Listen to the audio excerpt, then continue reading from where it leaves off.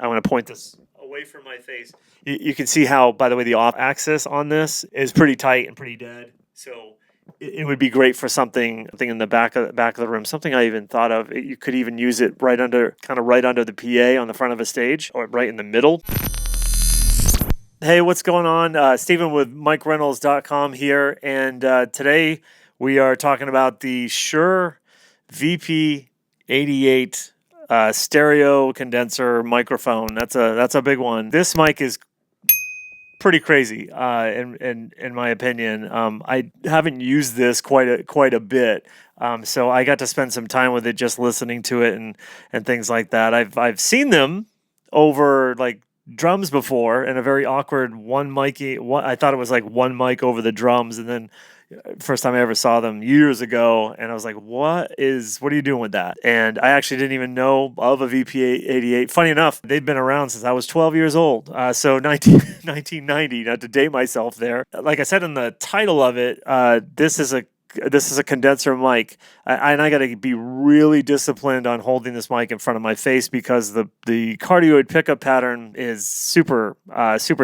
tight. I mean, I just go back and forth with this thing. I got to be careful. So stereo mics clearly have two different capsules, right? Some of them have two similar capsules. This one does what's called a mid-side function.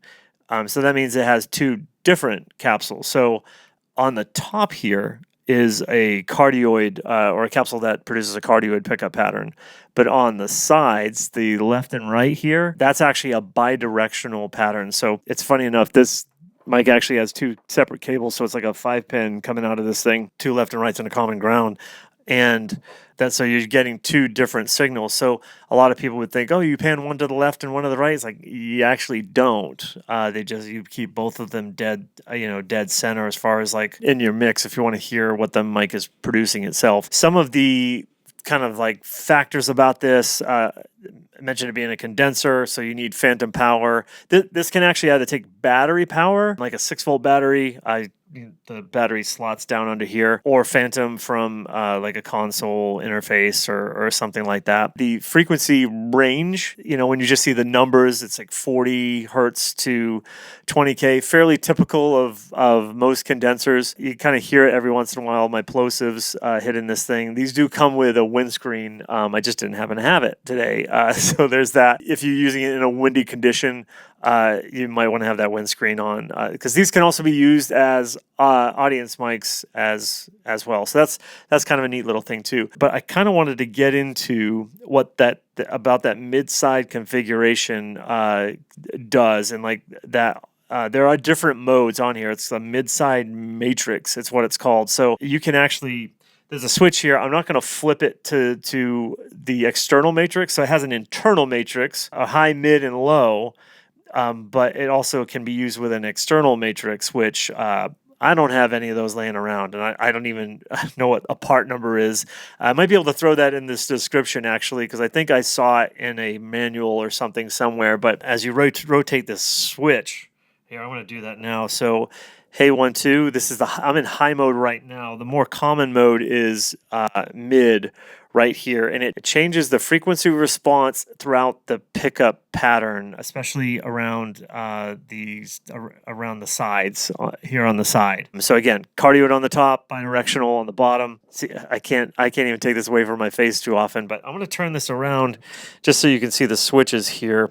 There's also a some people call it a bass roll off, but it's also a high pass. And so then I'm going to switch this to low mode, and thankfully the mechanics of the switch and electronics are working really great, so you don't hear that clicking or popping or anything like that. The roll off, by the way, that's at 80 hertz. That's pretty common. Some of these switches have a little bit more in-depth stuff that of course I have to reference, because I'm not I can't remember everything. But so in low mode, am I on low because I'm upside down? Okay, in low mode the side level is 60 dB lower.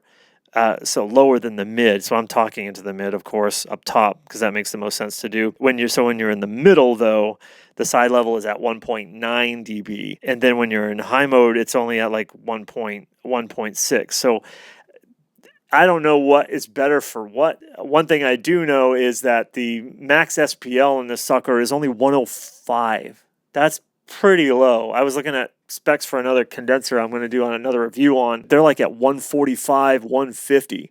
So that can handle like drum and snare volume. So, and when I say close proximity, so you can use this as an overhead for whatever you want. And the case that I saw, like I mentioned before, is an overhead right directly over the drums.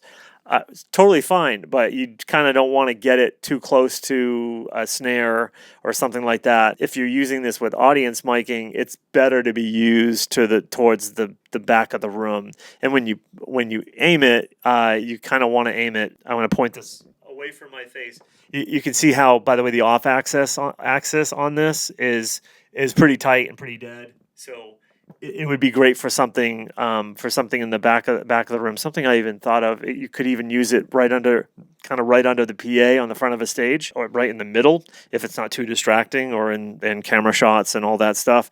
So keep in mind, max SPL is only 105, so you got to keep it away from loud sources. But of course, as you all know, you can always go to microrentals.com, use the promo code RENT15 for however long you want to use that, to give this VP88 a shot. Until then, thanks for listening, and I'll catch you on the next mic.